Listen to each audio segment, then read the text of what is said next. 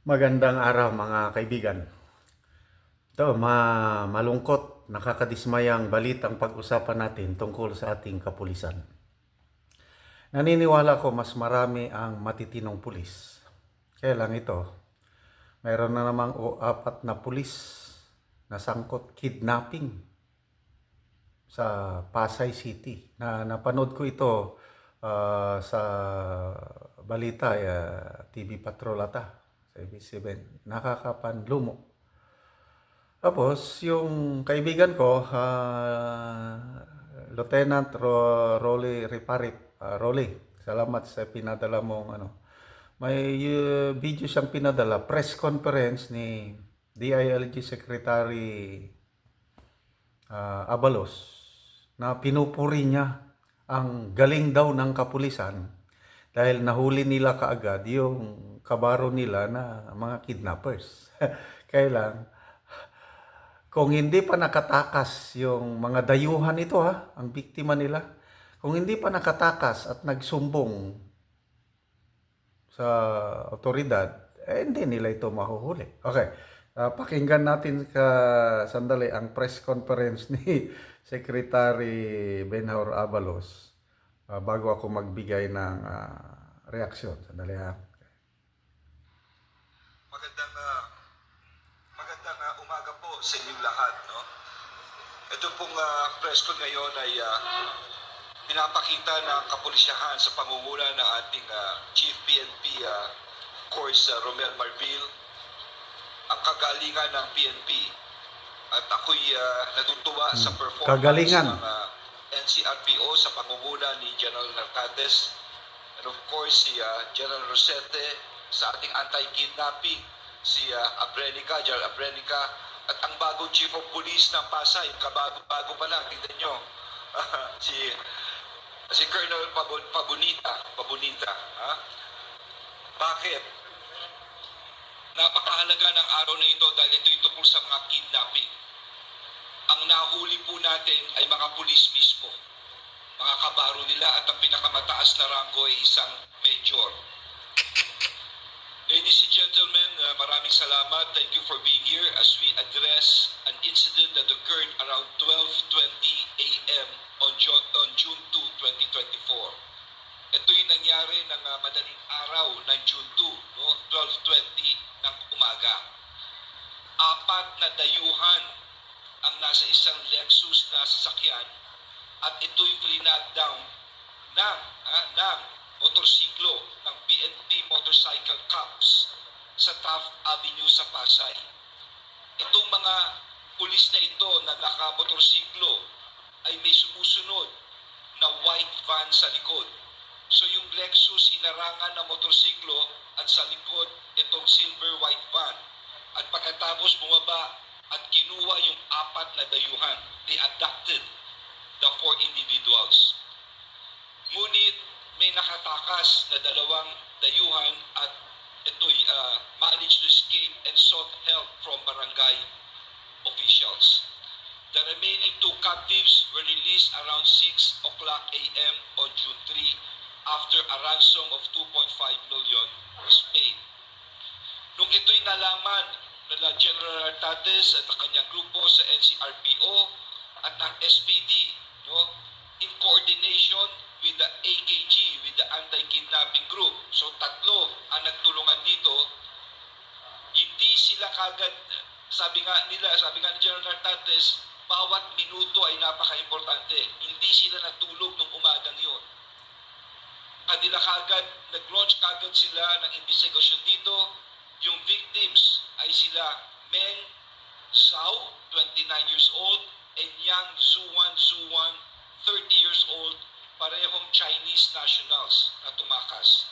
At saka si Tang Heng Fei, 25 years old, a Malaysian national, and Shi Yi Xuan, 32 years old, a Chinese national, both of whom were injured and released after the ransom was paid. Itong dalawa. No? So, dahil dito, nahuli ang mga suspect dahil sa kanilang ginawa. Talagang hindi natulog tong grupong ito. Tinignan ang CCTV, inimbestigahan lahat. At nahuli ang mga suspects. No?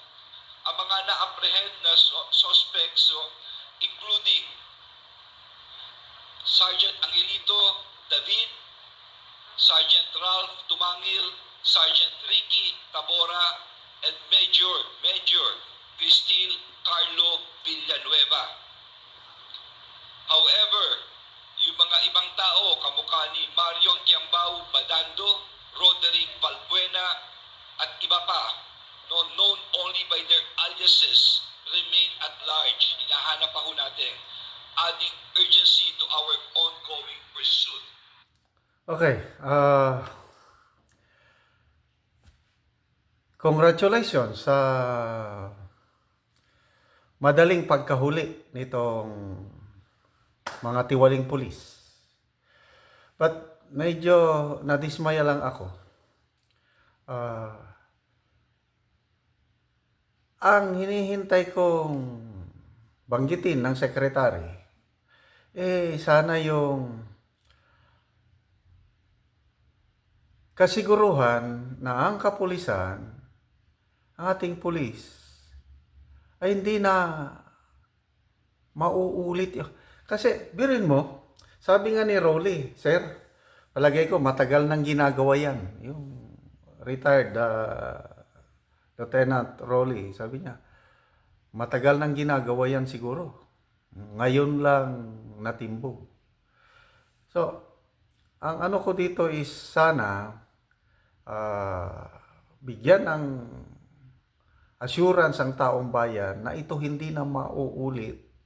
Baka tip of the iceberg lang yan. Pero yun mo, police major, then 3 mga sarhento, ganyan ang ginagawa. Tapos nakapagbayad ng ransom, 2.5 million. Paano kung walang nakatakas? At hindi nakapagsumbong sa mga barangay officials.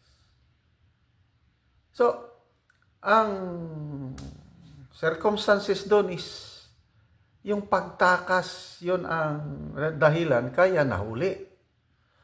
I believe pag hindi nakatakas yun, wala na, kaya ulitin ko, nakakadismay ito, although wag po tayong mawalan ng tiwala sa pulis dahil marami akong kaibigang pulis, matitino sila, nandyan yung pagmamahal sa ating bayan at mayroong mga surveys, I think Okta Research na more than 70% ang satisfaction rating ng PNP, and I agree, gumaganda na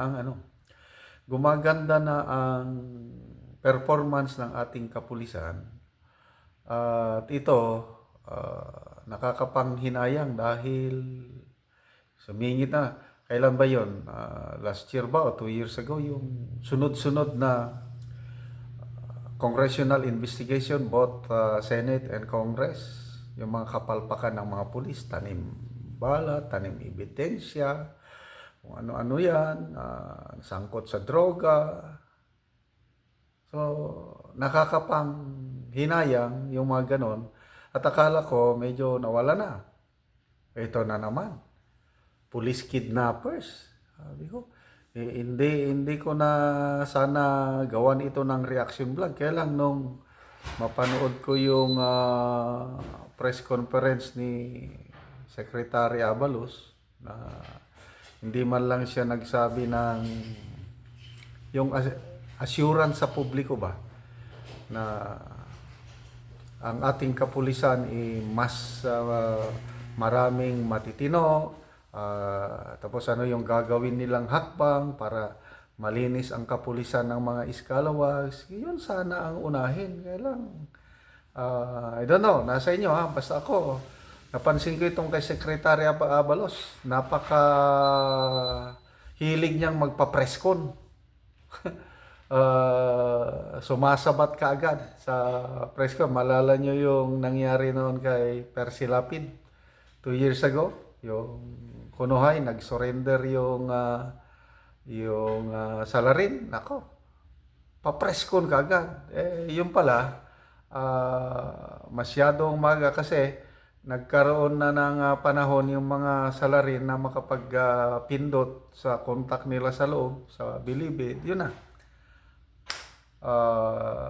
Good luck po sa ating kapulisan, lalo na sa pamumuno ni in fairness, yung napanood ko sa TV Patrol kahapon, galit na galit si General Marbil. Sabi niyo, walang kapatawaran yan, makukulong sila, mamamatay sila sa kulungan, something like that. Sabi ko, wow, ito, ganahan kong PNP chief ito dahil may tapang eh.